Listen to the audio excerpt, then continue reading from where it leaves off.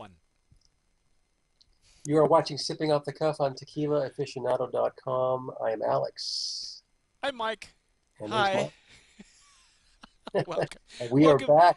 Yes, we are back with Riazul. Riazul.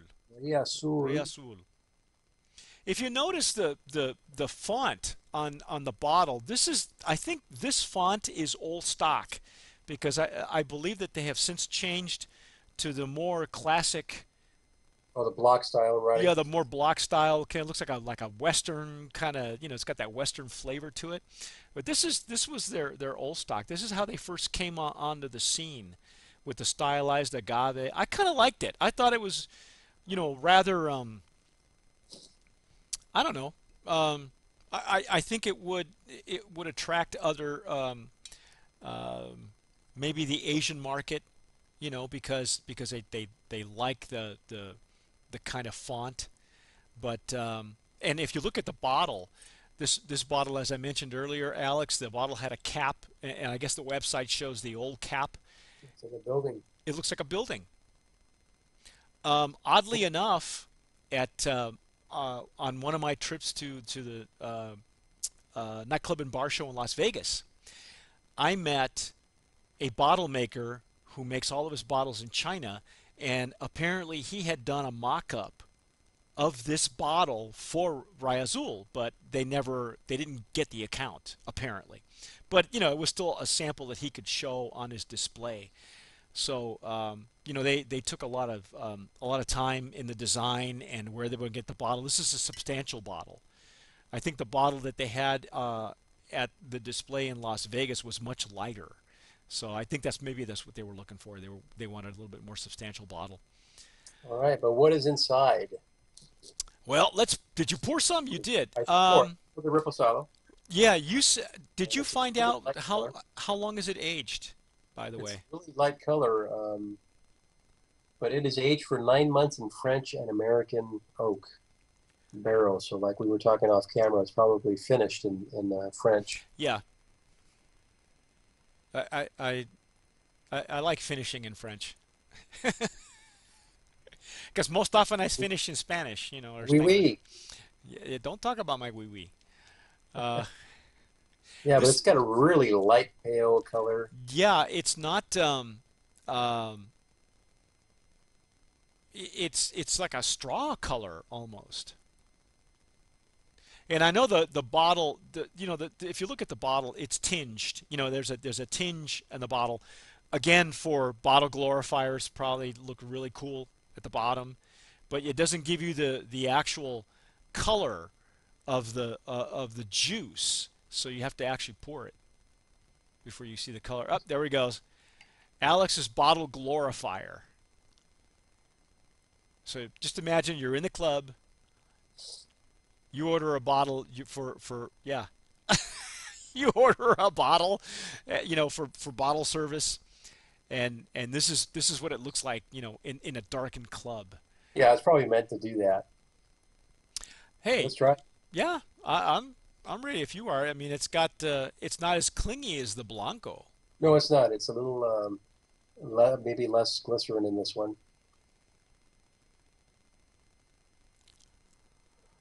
Wow, holy cow! It's got a nice nose. I got a blast of citrus, like grapefruit or something. Yeah, yeah, that's definitely citrusy. Which the Blanco also had. We discovered that right at the very top of the nose. We got that. There's still some good agave in there also. I mean, they start from good stock. The agave is family grown, estate grown by the Iñaki Orozco, who is the one of the three owners, I believe, whose family it is whose land and family that they're using the agave from. The land has been handed down for generations since the Mexican Revolution, so this guy has the family has a lot of history behind it. History. Yeah. Well, I'm not detecting a whole lot of wood notes in the nose. Huh? It's Is it? just really citrusy. Yeah, it is really citrusy, lemony. Uh huh.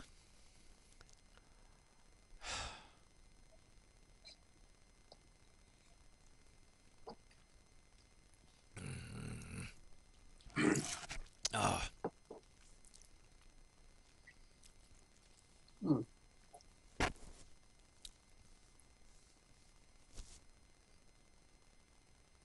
I'm not, the wood is very muted in this. I it's almost expected. like it's almost like it's more American than French.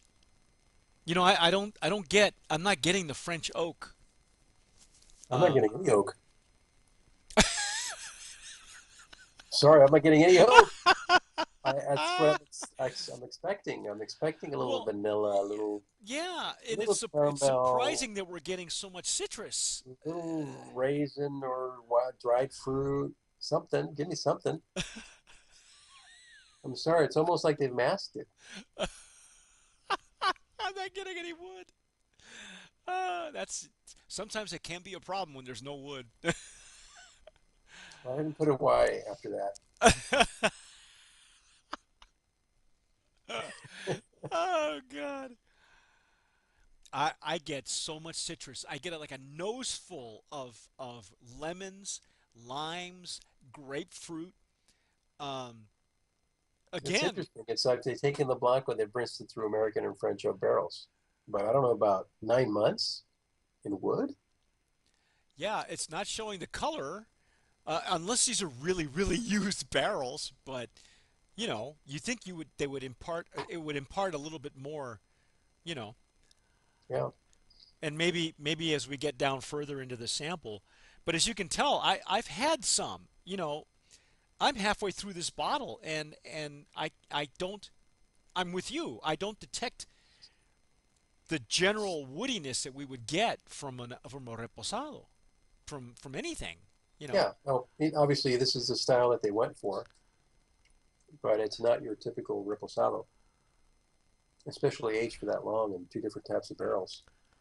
Now the other thing I'm going to say, Alex, is that I don't detect the sweetness that we did, the artificial sweetness that we detected in the blanco either. I'm getting a little bit of it at the end.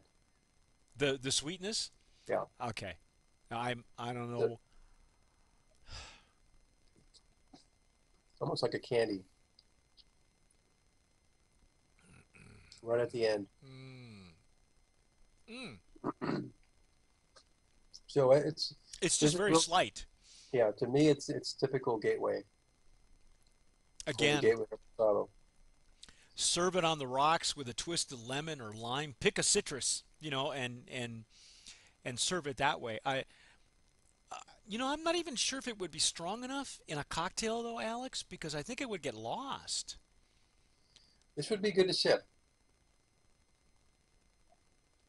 A good sipper, especially someone that's being introduced to Reposado. Yeah, again, for those of you who are looking for gateway tequilas to introduce your friends, relatives, people with softer palates than you, this is probably, this is the juice you're looking for. Because it does start off with great juice, and they're doing it's almost they're really it's unusual because Alex is like really no in the first two there's no consistency, there's no progression. You know what I mean? It's like you're trying to hit two different markets. Maybe that's what they went for. I don't know. I don't know. And not that that's a bad thing, but it is again, if you're a traditionalist and you're looking for some wood, or you're an oak head and you're looking for a lot of wood coming through on your reposado, you're not going to find it on this one. So it's very muted. I think it's almost like they've masked some of the natural characteristics of the Reposado. Well, That's my opinion. you're probably right.